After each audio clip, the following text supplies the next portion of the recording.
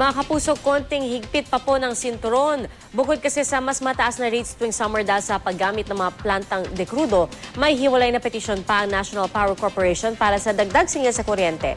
Balita natin ni Bernadette Reyes.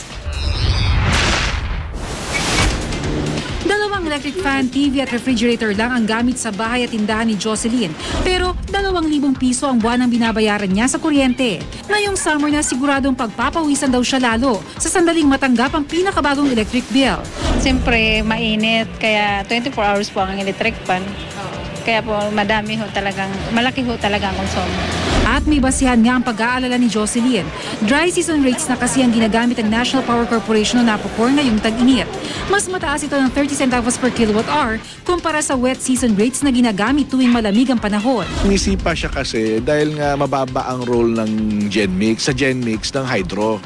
Ang hydro kasi panablayan sa presyo dahil nga mura siya, wala siyang binabayarang fuel cost. Mas mamahal ang cost mo dahil sa fuel cost. Bukod dyan, may nakaamba pang pahirap. Magpepetisyon kasi ang NAPOCOR sa Energy Regulatory Commission para sa dagdag singil sa missionary charge. Sa ilalim ng Electric Power Industry Reform Act o IPIRA, pinapayagan ng mga distribution utilities at mga power generating companies na kumulekta ng universal charge for missionary electrification. Gagamitin ang pondo ito para magkaroon ng kuryente ang mga pinakamalalayong lugar at pinakamaliliit na isla sa Pilipinas. 6 centavos per kilowatt-hour na universal charge ang balak hilingin ng NAPOCOR. Dagdag sa mahigit 7 centavos per kilowatt-hour na sinisingil na ngayon. Kumbaga parang yung nakakaangat, tutulungan yung mga hindi nakakaangat. Ito yung purpose ng USEMI.